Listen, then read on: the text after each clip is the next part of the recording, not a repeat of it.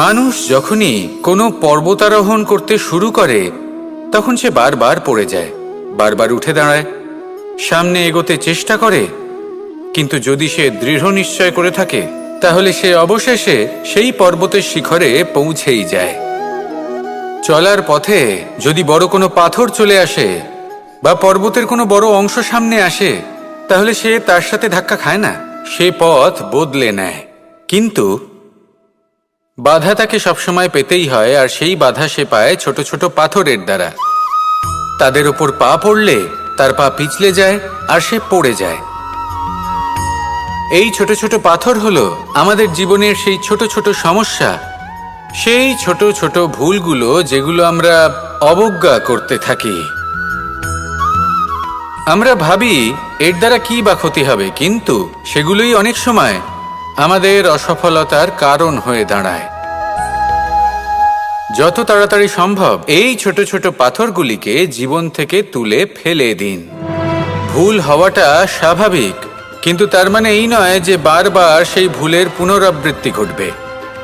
ভুলটা বুঝুন, সেটা স্বীকার করুন আর সেটা শুধরে নিন। যখন আপনি এটা করতে শিখবেন তখনই খুব তাড়াতাড়ি আপনি সেই শিখরে পৌঁছতে পারবেন। আর যখন পৌঁছে যাবেন তখন এই মন প্রসন্ন হয়ে বলবে, রাধা রাধা। আজ আমরা মানুষের আরও একটি শত্রুর বিষয়ে কথা বলবো, যার নাম হলো লোভ। যে কোনো বস্তুকে অত্যাধিক লাভ করার যে বাসনা, যতটা লাভ করেছি ততটা যথেষ্ট নয়, আমার আরও চাই, আরও চাই, একেই বলে লোভ। এবার এই লোভ আপনার জীবনে শুভ না অশুভ, আপনার মিত্র নাকি আপনার শত্রু, সেটাও নির্ভর করছে আপনার ওপর। যেমন ধরুন, কোনো ব্যক্তির অসম্ভব ধনের লোভ, সে সেটা অর্জন করছে আর সেটা সংগ্রহ করছে, আর সেটা লাভ করার জন্য সে অনৈতিক কাজ করছে। যদি এই সব হতে থাকে তাহলে লোভ কিন্তু আপনার পক্ষে অত্যন্ত ক্ষতিকারক। কিন্তু যদি সেই ব্যক্তি ধরুন ধন অর্জন করছেন, তার সাথে নীতিও পালন করছেন, আর সংগ্রহ করার পরে সেটা সংসারে ছড়িয়ে দিচ্ছেন, যদি এমনটা হয় তাহলে এই লোভ আপনার বন্ধু হয়ে উঠতে পারে। যদি আপনার সৎসঙ্গ লাভ করার, সৎকর্ম করার লোভ থাকে তাহলে আপনি কখনো একা থাকবেন না। যদি ভালোবাসা প্রদান করার লোভ থাকে, এই সংসারকে সাহায্য করার লোভ থাকে, তাহলে এই লোভ যা সংসারের শত্রু, সেটা কিন্তু আপনার সাথে পরমাত্মার মিলন ঘটাতে পারে। এবার এই লোভকে নিজের মিত্র করে তুলবেন নাকি শত্রু করে তুলবেন, সেই সিদ্ধান্ত আপনারই।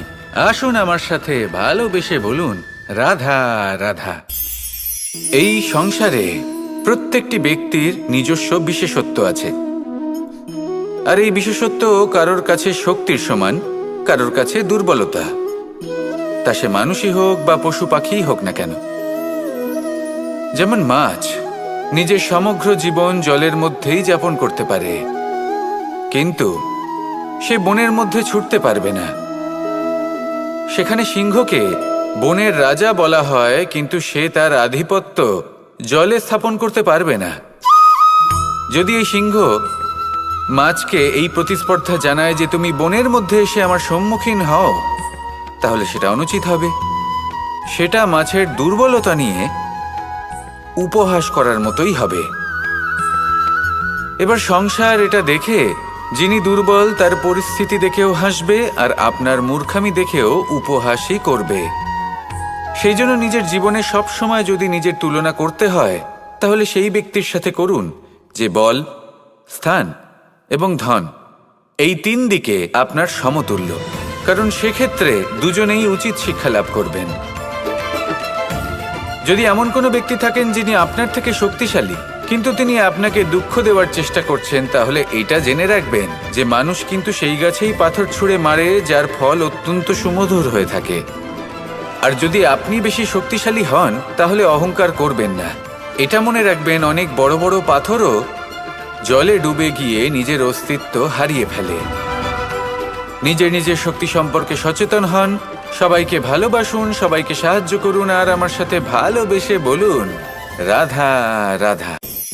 এই সংসার বলে যে কৃষ্ণ হলো মহাযোগী, কেউ বলে যে কৃষ্ণ হলো সাংখ্যযোগের প্রবর্তক, কেউ বলে ভক্তিযোগের, কেউ বলে জ্ঞান যোগের, কেউ কেউ এটা মনে করেন যে অষ্টাঙ্গ যোগের প্রভু হলাম আমি।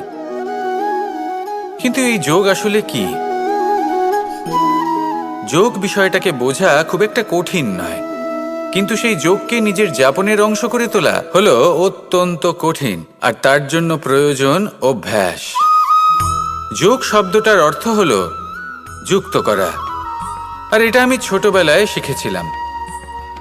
যখন আমার মাখন খেতে ইচ্ছে করত আর মা মাখনের সেই হাঁড়িটা ওপরে টাঙিয়ে রাখতেন, তখন আমরা ভাবতাম যে অত দূরে পৌঁছবো কি করে।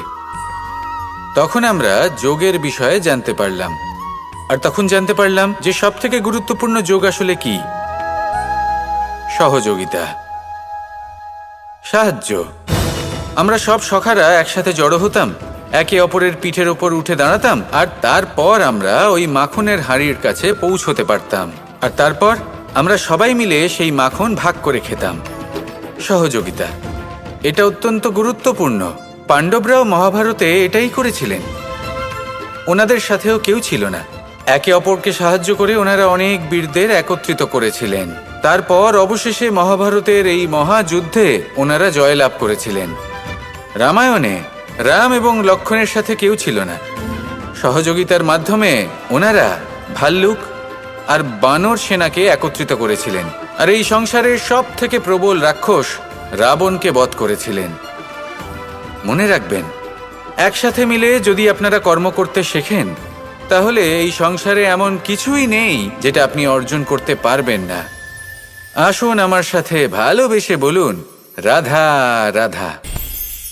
প্রত্যেক মানুষ নিজের জীবনে দুঃখ অনুভব করেন। প্রত্যেকের দুঃখ আলাদা হতে পারে। কারোর মনে এই দুঃখ থাকে যে সে তার বাবা মায়ের সব ইচ্ছে পূরণ করতে পারেননি। কেউ এটা ভেবে দুঃখ পান যে সে চিরকাল সদাচার করেছেন, সৎকর্ম করেছেন, কিন্তু তাও তাকে দুরাচারী বলে মনে করা হয়। কেউ এটা ভেবেও দুঃখ পান যে তার সামনে যে ব্যক্তি রয়েছেন তার চোখে তিনি শত্রু হয়ে উঠেছেন বা দুষ্ট হয়ে উঠেছেন, যেখানে তিনি হয়তো কোনো অনুচিত কাজই করেননি। এবার এই সমস্ত বিষয় নিয়ে ভেবে নিজের ব্যক্তিত্ব নিয়ে সন্দেহ প্রকাশ করবেন না। যদি নিজের ব্যক্তিত্ব নিয়ে কোনো সন্দেহ থেকে থাকে, তাহলে কর্ম সংক্রান্ত প্রশ্ন করুন যে আপনি যা করেছেন তাতে কি উচিত ছিল, কি অনুচিত ছিল। যেটা প্রয়োজন সেটা এটা বোঝার যে আপনার অন্তর্মন, আপনার বিবেক আপনাকে কি বলছে, আর আপনার অন্তর্মন আর আপনার বিবেক আপনাকে যেটা করতে বলবে শুধু সেটাই করুন। আর তারপরে এই সংসার কি বলবে, কি ভাববে সেসব নিয়ে ভাবতে যাবেন না, কারণ এই সংসার তো ঈশ্বরকেও প্রশ্ন করে থাকে, ঈশ্বরকেও দোষী মনে করে। কখনো কখনো যখন কোনো ঘটনা মানুষের ইচ্ছা অনুযায়ী ঘটে না, তখন মানুষ এটা বলে যে হে ঈশ্বর, আপনি আমার পাশে থাকলেন না, আপনি বড়ই কঠোর, এটা আপনার দোষ। যেখানে বেশিরভাগ সময় হয়তো সে নিজেই নিজের কর্মফল ভোগ করছে, আর কখনো কখনো ঈশ্বর হয়তো তার জন্য আরো ভালো কোনো পরিকল্পনা করে রেখেছেন, কিন্তু মানুষ সেটা বুঝতে পারে না। তাই দিনের শেষে যেটা প্রয়োজন সেটা হলো নিজের মনের কথা বুঝতে হবে। আপনার বিবেক কি বলছে শুধু সেটাই করুন, আর সামনে এগোতে থাকুন। আমার সাথে ভালোবেসে বলুন, রাধা রাধা। পাশা নামক এই খেলাটি আপনারা নিশ্চয়ই খেলেছেন, না খেলে থাকলে দেখেছেন, আর যদি দেখেও না থাকেন তাহলে নিশ্চিত রূপে শুনেছেন। মহাভারতের এই মহাযুদ্ধ কোথাও না কোথাও এই পাশা নামক খেলার কারণে হয়েছিল।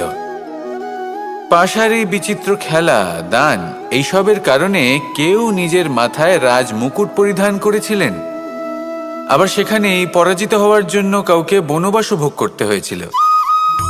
কিন্তু এই খেলা সমাপ্ত হওয়ার পরে সমস্ত ঘুঁটি আর এই পাশার ছক একই পুটলিতে স্থান পেল। এটাই হলো আমাদের জীবন। এই সংসারে আমরা জয় পরাজয়ের বিষয়ে এতটাই ভাবি, এত চিন্তা করি যে এই জীবনের খেলার আনন্দটাই উপভোগ করতে পারি না। আর অবশেষে কি হয়? কেউ জয়ী হন, কেউ পরাজিত হন, কিন্তু দুজনেই একই স্থানে পৌঁছে যান। প্রত্যেক ব্যক্তি মৃত্যুর পরে একটি নির্দিষ্ট স্থানেই পৌঁছতে বাধ্য, কিন্তু ততক্ষণ এই জীবন, এই খেলা, তার আনন্দ উপভোগ করুন। এই সংসারে সেই ব্যক্তি শ্রেষ্ঠ স্থানে পৌঁছতে পেরেছেন যিনি এই সংসারকে প্রকাশ প্রদান করেছেন, যিনি কখনো জয় পরাজয় এ বিষয়ে ভাবেননি, শুধু এই জীবনের খেলার আনন্দ উপভোগ করেছেন। এটাই আপনিও করুন আর আমার সাথে ভালোবেসে বলুন, রাধা রাধা।